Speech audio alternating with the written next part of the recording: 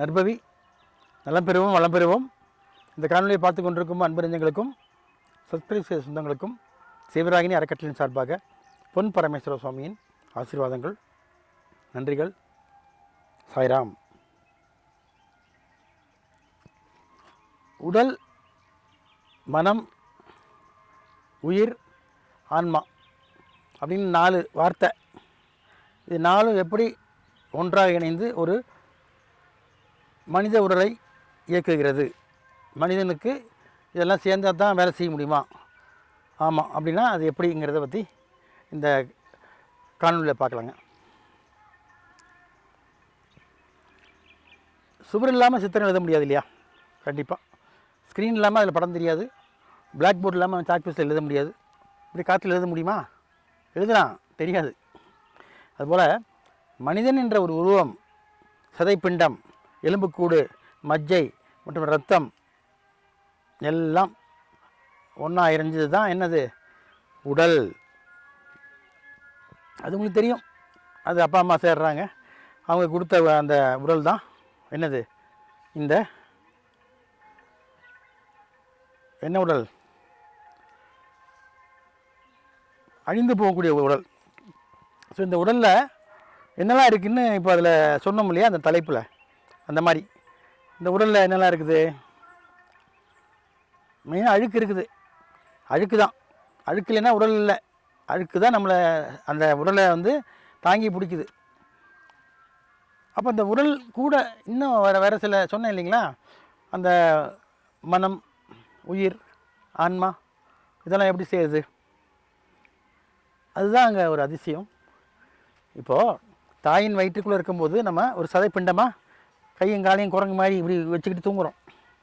தூங்குறது போல் நடிச்சுக்கிட்டு என்ன பண்ணுறோம்? எல்லாத்தையும் வாட்ச் பண்ணுறோம். அப்பா என்ன பண்ணுறாரு, அம்மா என்ன பண்ணுறாங்க, அந்த குடும்பத்தில் என்ன நடக்க போகுது எல்லாம் அந்த குழந்தைக்கு தெரியும். அப்போ இந்த குழந்தை வெளியே வாய் திறந்து சொல்ல முடியுமா? அதுதான் வாயை பேச்சை கட் பண்ணான். குழந்தைக்கு எப்போ பேச்சு வரும்? 6 மாதம் 7 மாதம் தானே தான் குழந்தை கத்த ஆரம்பிக்கும். இல்லை பேச்சு பேச 1 வயசு ஆகணும். ஏன்னா ஆரம்பத்திலே பிறந்தோடனே குழந்தை பேசின்னு வையே, உன் பிரச்சனை பூரா சொல்லிடும். ஏன்னா அதுக்கு அந்தளவுக்கு அறிவு அதிகமாக இருக்கும். அம்மாவோட வயிற்றில் இருக்கும்போதே அதுக்கு எல்லாம் தெரியும். நாளைக்கு என்ன நடக்கும், நாளைக்கு என்ன நடக்கும், டே வைஸ் அவங்களுக்கு தெரியும். அதெல்லாம் சொல்லாமல் இருக்கிறதுக்கு வேண்டி தான் இறைவன் என்ன பண்ணியிருக்கான்? தேவ ரகசியமாக குழந்தையை ஊமையாக படைக்கிறான். அந்த ஊமைத்தனம் நீங்கி அவர் பேச ஆரம்பிக்கிறதுக்கு 1 வயசு 2 வயசு 3 வயசு கூட ஆகுது. சில குழந்தைங்க 6 வயசில் பேசுது. ஸோ அதிகமாக பேச பேச பேச என்னாகும்? அவங்களுக்கு புத்தி சாதுரியம் அதிகமாகும். அதுக்கு காரணம் யார்? அவங்களே தான். என்னுடைய பிறவிக்கு என்னுடைய நல்லது கெட்டதுக்கு காரணம் நான் தான், நீங்கள் கிடையாது. ஸோ அவன் வாங்கிட்டு வந்து வரந்தான். இந்த புருஷனை கட்டணும், இந்த பொண்டாட்டியை கட்டணும், இந்த அழகான பிள்ளைய வேணும், இந்த அழகான பையனை வேணும், குழந்தையே கிடைக்காம இருக்கணும், குழந்தை பிறக்கணும், இல்லை இத்தனை வயசு செத்து போகணும், ரோட்டை அடிபட்டு முடியணும். இது எல்லாமே இல்லை, நம்ம கேட்டு வாங்கிட்டு வந்துருக்கணும் வரோம், வேறு யாரும் கிடையாது. ஸோ நம்ம விளைவுக்கு, நம்ம செயலுக்கு நாம் தான் காரணம். ஆகவே நாம் நம்மை திருத்தி கொண்டால வழியே அதை நம்ம சரி செய்ய முடியாது.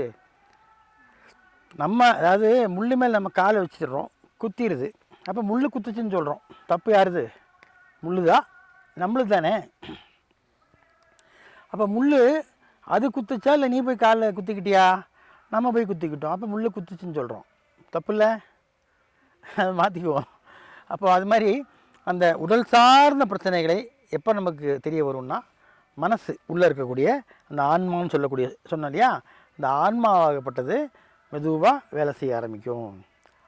யோசனை தலையில் இருக்கக்கூடிய அந்த உள்ளுக்குள்ளே செரிபரம் இருக்கு இல்லையா, அதிலேருந்து இருக்கக்கூடிய சில அந்த அணுக்கள், டிஎன்ஏன்னு சொல்லுவாங்க, அந்த உயிரணுக்கள் வேலை செஞ்சு அவனுக்கு சிந்தனைகளை கொஞ்சம் கொடுக்கும். சிந்தனைன்னு என்ன? தெளிவு. சிந்தனை தெளிவு பெற வேண்டும். சிந்தனை இருந்துகிட்டு தான் இருக்குது. இப்படி சிந்திச்சா இது இப்படி கிடைக்குமா அப்படிங்கிறதெல்லாம் என்ன? அதோடைய பழக்கம். இப்போ டிசைன் பண்ணால் இந்த பாருங்கள், இப்போ இந்த ப்ளூ கல், நீலக்கல் டிசைன் ப்ளூவாக தான் இருக்கும். வெள்ளையாக மாறுமா? மாறாது. வேணால் கொஞ்சம் லைட் கலர் பண்ணிக்கலாம், டார்க் பண்ணிக்கலாம். அதே போல் தான் மனிதனுடைய மனமாகப்பட்டது ஒரே வழியாக செல்கிறதுக்கு வாய்ப்பே இல்லை, செல்ல முடியாது. ஏன்னா அது பல ஆங்கிளில் இப்படி அப்படியும் பார்த்துட்டே தான் போகும்.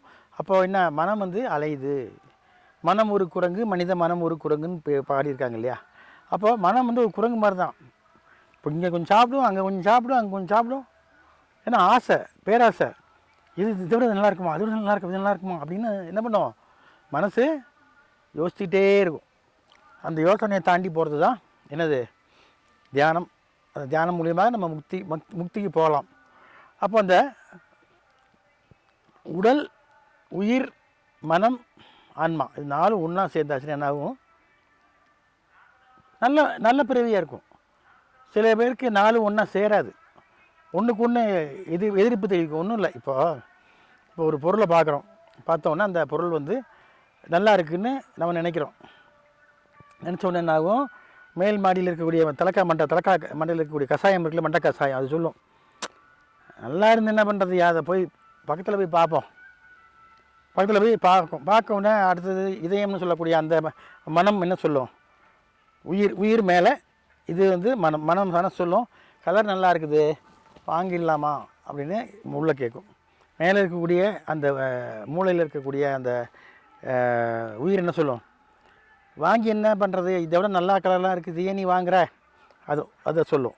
அப்போது மேல் மனசுக்கு நடு மனசுக்கும் ஒரு சண்டை ஏற்படும். அது யார் ஜெயிக்கிறாங்களோ அதுதான் வெற்றி. அப்போது ரெண்டும் ஒன்றா இணையணும். மனதும், அதாவது நமது ஹார்ட்டு, இதயமும், இதயத்திலிருந்து வரக்கூடிய வார்த்தைகளும் மூளையிலிருந்து வரக்கூடிய வார்த்தைகளும் ஒன்றாக ஃப்ரெண்ட்லியாக இருந்தால் மட்டும்தான் அந்த காரியம் வெற்றி பெறும். புரியுதுங்களா? ஆகவே மனத்தை நாம் கவனிக்க வேண்டும்.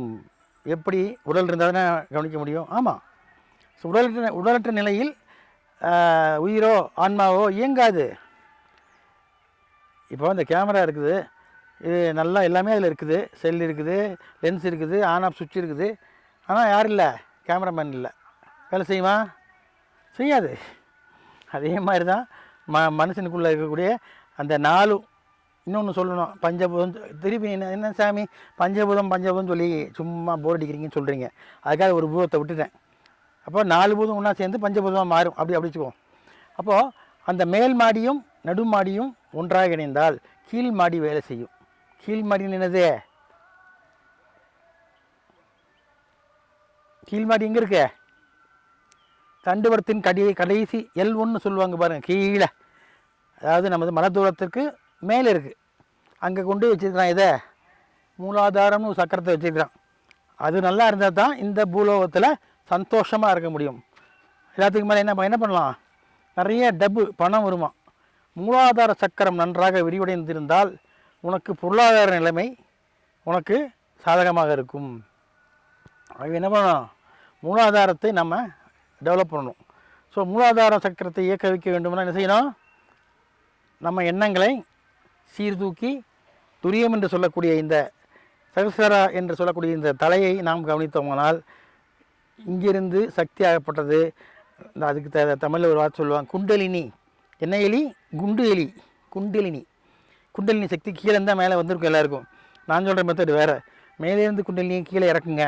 எப்படி இறக்குறது, இப்படியே கொண்டு வந்து தண்டுவடம் இருக்குல்ல, தண்டுவடத்தில் தான் உங்களுக்கு எல்லா வயரும் கனெக்ஷன் ஆகுது. மனுஷனுக்கு எல்லா சக்தியும் அதுக்குள்ளே தான் இருக்குது. எப்பேற்பட்ட வியாதிக்கும் தீர்வு நான் சொல்லிடுறேன் ஈஸியாக.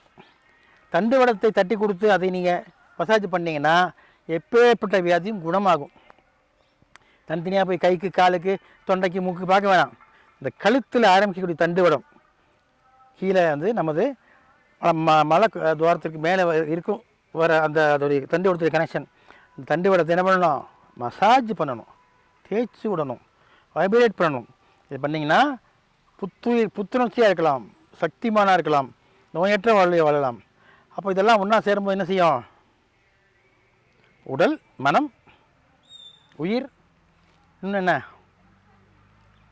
உடல், மனம், உயிர், இன்னொன்று என்னப்பா, 4 ஒன்றா சேரும். 4 ஒன்றா சேர்ந்தால் ஆன்மா வேலை செய்யும்.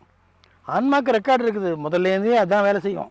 அதாவது அவர் தான் வந்து ஸ்டோரி, அதாவது கதாசிரியர் யார், ஆன்மா. அவர் கதை தான் சொல்ல தெரியும், படம் எடுக்க தெரியாது, நடிக்க தெரியாது.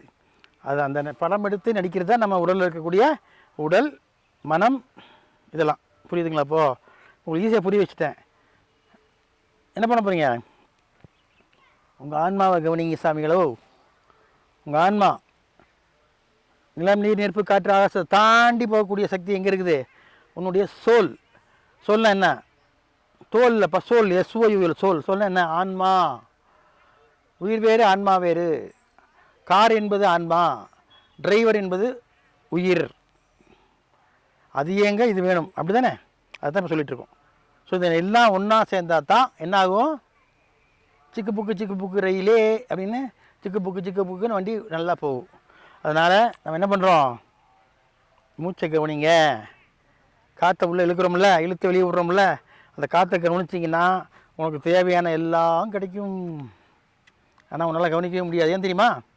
அதுவாக போகுது சாமி, அதுவாக வருது, அதையும் நம்ம கவனிக்கணும். அதுதான் நம்ம பைத்தியகாரத்தமாக உட்காந்துருக்குறோம். எவனொருவன் தன் மூச்சை கவனித்தால் மூச்சு எல்லாம் நன்றாக வேலை செய்யும், எந்த வியாதி வராது. அதே போல் அவனுக்கு என்ன தொழில் செய்கிறாரோ தொழிலை கவனிக்கணும். யூரின் போகிறியா, யூரின் போகிறத கவனி, வேறு எங்கேயும் சிந்தனை கொண்டு போகாத. மலம் போகிறியா, மலம் போகிறத கவனி. அப்போது கரெக்டாக போகும், எந்த பிரச்சனையும் வராது. இதுதான் விஷயம். அந்தந்த செயலை செய்யும்போது அந்தந்த செயலுக்கு உண்டான இடத்தை கவனித்தனா ஆட்டோமேட்டிக்காக எல்லாம் சரியாகும். இவ்வளோதான். ஸோ நம்ம ஆன்மாவை அறியணும்னா என்ன செய்யணும்? இத்தனையும் நம்ம என்ன பண்ணணும்? கவனிக்கணும். கவனித்தா நடக்கும். அப்போது உடல், மனம், உயிர், ஆன்மா, இது நாலும் இன்டர்கனெக்டட். இதுதான் விஷயம்ப்பா. ஆகவே இதை ப்ராக்டிஸ் பண்ணுங்கோ. எதை ப்ராக்டிஸ் பண்ணுங்கோ? ஈஸி மெத்தட் சொல்லித்தர்றேன். கண்ணை மூடி மூச்சை கவனிக்காங்க, தூக்கம் வந்துடும். கண்ணை திறந்துட்டு மூச்சை கவனிங்கோ. நீங்கள் 5 நிமிஷம் கவனிக்கலாம், 10 நிமிஷம் கவனிக்கலாம், 15 நிமிஷம் கவனிக்கலாம், 1 மணி நேரம் கவனிக்கலாம். கவனிக்க என்ன ஸ்புடம் போடுவாங்க, அப்படி தங்க மாதிரி ஜொலிப்பா திக்குன்னு அழகாக மூஞ்சிலாம் அப்படியே அழகாகிடும். என்ன இப்போ 25 வயசு கம்மியாகிடும். இப்போ எல்லோரும் உன்னை லைக் பண்ணுவாங்க. உலகத்தில் எல்லாம் சாதிச்சிடலாம், நீயும் ஒரு தலைவனாகலாம். அவ்வளோதான், வேறு ஒன்றுமே இல்லை. ஆகவே திரும்ப சொல்கிறேன், 4ம் ஒன்றிணைந்த ஒரு ஜடம்தான் நாம் என்ற இந்த மனித உடம்பு. ஓகேங்களா? மீண்டும் சந்திப்போம் இன்னொரு காணொளியில். சாய்ராம்.